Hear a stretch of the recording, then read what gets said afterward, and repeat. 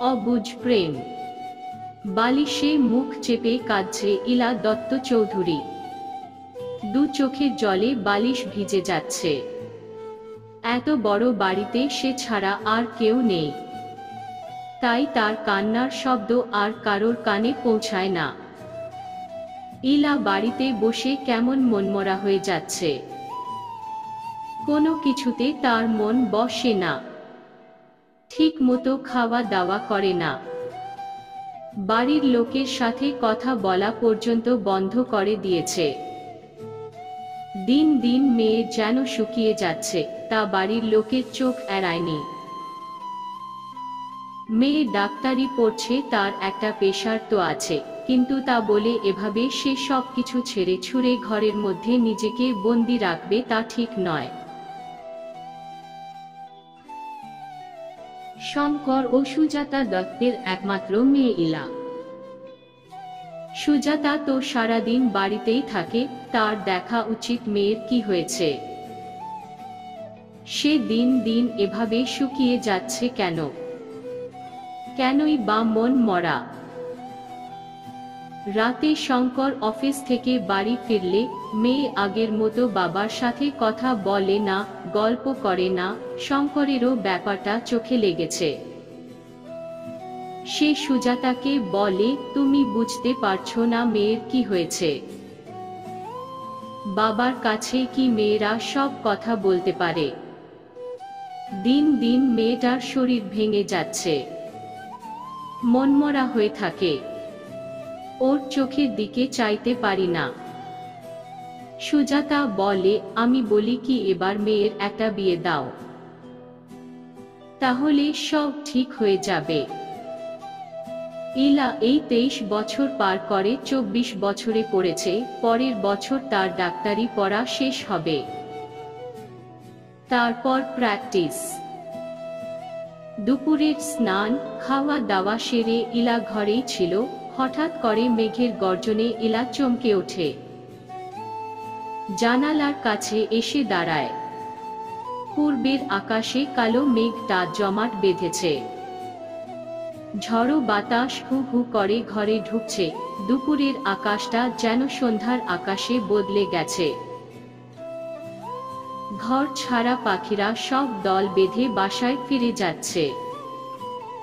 আজ এই আধাবেলায় হয়তো তাদের ঠিকমতো খাবারও জোটেনি। সমুদ্রের গর্জনের মতো ঝড় বইছে, কালবৈশাখী ঝড়। মাঝে মাঝে বিদ্যুতের চমক দিয়ে সমস্ত আকাশটা গর্জনের খেলায় মেতে উঠেছে। জানালার সামনে দাঁড়িয়ে সমস্ত কিছু উপলব্ধি করছে ইলা। সুজাতা ঘরে এসে মেয়েকে ডাকে। ইলা চমকে উঠে তার মায়ের দিকে মুখ ফেরায়।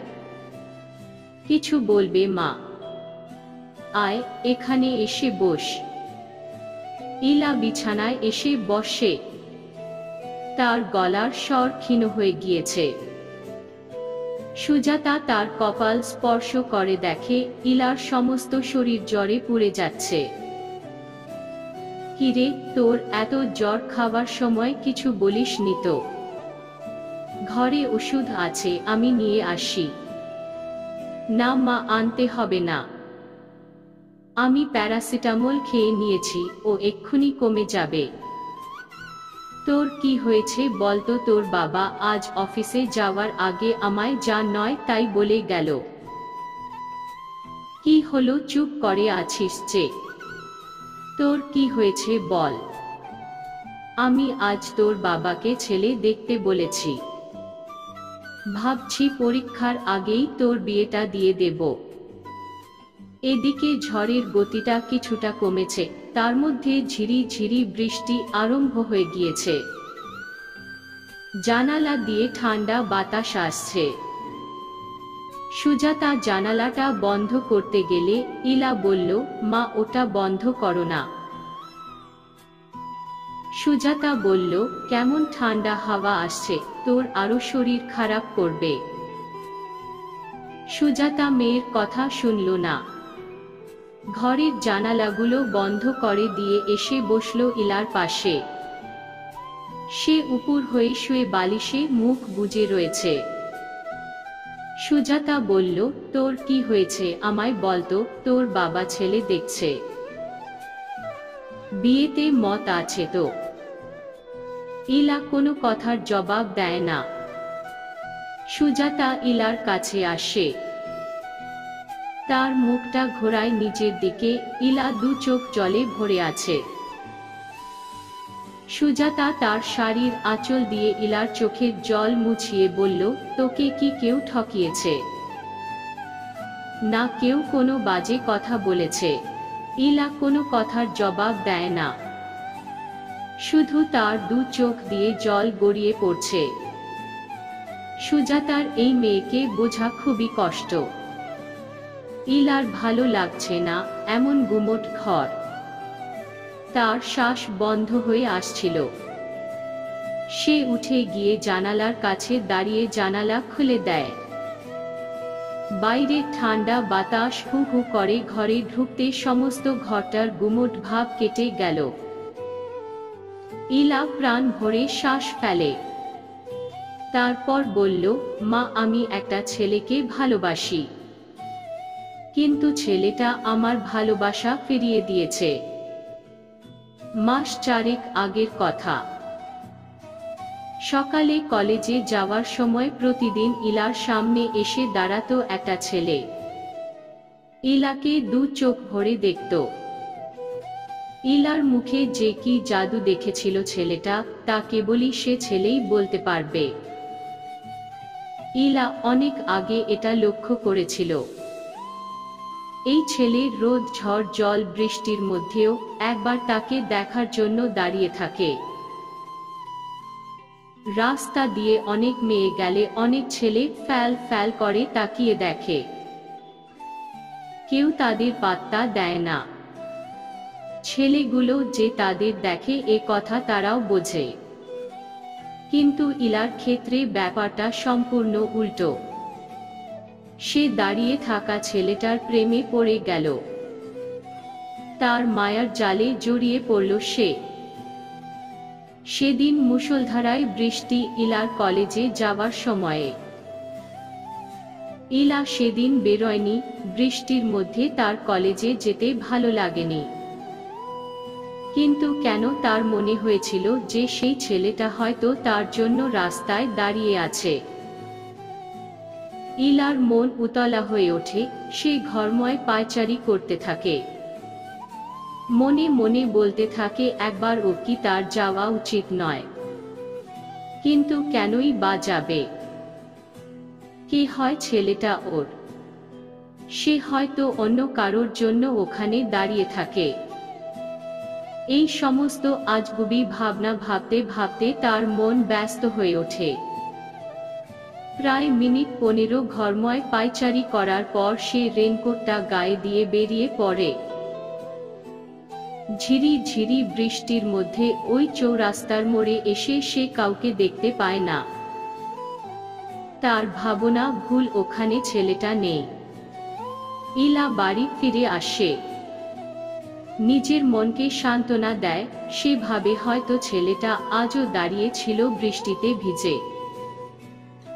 কিন্তু সে তাকে দেখতে না পেয়ে দাঁড়িয়ে থাকতে থাকতে চলে গেছে। তার মন অস্থির হয়ে ওঠে। সে কি ছেলেটাকে সত্যি ভালোবেসে ফেলেছে? যদি তাকে নাই ভালোবাসবে তবে তার জন্য ওর মনটা উতলা হবে কেন? ঘর থেকে বেরোবেই বা কেন? নিজেকে নিজেই প্রশ্ন করে সে। কি যে হলো তার, পড়াতে মন বসে না। চোখের সামনে কেবল ওই ছেলেটা। তার উস্কো খুস্কো চুল, এলোমেলো চাউনি, এক গাল দাড়ি বইয়ের পাতায় ভেসে ওঠে। এরপর আরো কিছুদিন পার হয়ে যায়। এভাবেই চলতে থাকে দিনের পর দিন। ইলা পরীক্ষার জন্য কলেজে যাওয়া বন্ধ করে দেয়। ছেলেটির সাথে তার দেখা হয় না। ইলার কেন জানি না মনে হয় ছেলেটা তার জন্য রোজ চৌরাস্তার মোড়ে দাঁড়িয়ে থাকে। সেদিন ইলা নিজেকে নিজের আয়ত্তে রাখতে পারেনি। ঘর ছেড়ে চলে আসে। ছেলেটা সেদিন ওখানে দাঁড়িয়ে ছিল। ইলা তার কাছে গিয়ে বলে, তোমাকে একটা প্রশ্ন করতে পারি? সে একটু হকচকিয়ে গিয়েছিল। কি বলবে বলো? তুমি আমাকে ভালোবাসো? না। তবে আমার জন্য এখানে দাঁড়িয়ে অপেক্ষা করো কেন? কে বলল? আমি নিজে দেখেছি তোমাকে দাঁড়িয়ে থাকতে। কেন দাঁড়িয়ে থাকো না? কি হলো বলো, চুপ করে আছো যে? হ্যাঁ থাকি। কেন? তোমায় দেখব বলে। আমায় দেখবে বলে দাঁড়িয়ে থাকো অথচ আমায় ভালোবাসো না? না, ভালোবাসি না। এ কি ধরনের পাগলামি? বলতে পারবো না। সত্যি এর উত্তর ছেলেটার কাছে ছিল না। ইলা বাড়ি ফিরে আসে। তার চোখের জল এই ছেলেটা দেখতে পেল না। সত্যি বলতে তার মতো বেকার ছেলের মন আছে ঠিকই, ইলাকে তার দেখতে ভালো লাগে এও ঠিক। তবে তার মতো বড় লোক পয়সাওয়ালা ঘরের মেয়েকে বস্তিতে এনে তার জীবনটাকে নষ্ট করার অধিকার তার নেই। আর এই সম্পর্ক কোনো দিনও সুখের হবে না তাও জানে। তাই ইলাকে দূরে সরিয়ে দিয়েছে। ইলার মন খারাপ হয়েছে, অথচ সে একবারও বুঝতে চায় না কেন ছেলেটা তাকে ফিরিয়ে দিল। কেনই বা সে ইলাকে এক পলক দেখার জন্য ঘন্টার পর ঘন্টা দাঁড়িয়ে থাকে। বুঝতে পারেনি ইলা। সে আনমনে চোখের জল ঝরায়। এই বেশ হলো। সারাটা জীবন কাদার চেয়ে এখন কেঁদে নেওয়া ভালো। 2 দিন পর সব আপনা আপনি ভুলে যাবে। ইলা তার মায়ের কাছে সমস্ত কথা বলা শেষ করে, মায়ের কোলে মাথা রেখে কাঁদতে থাকে। ইলার মা তাকে বুকে জড়িয়ে সান্ত্বনা দেয়। মেয়ের কি হয়েছে এবার বুঝল। তার ধারণা, যত তাড়াতাড়ি সম্ভব একটা ভালো ছেলে দেখে মেয়ের বিয়ে দিলে সব ঠিক হয়ে যাবে। সমাপ্ত।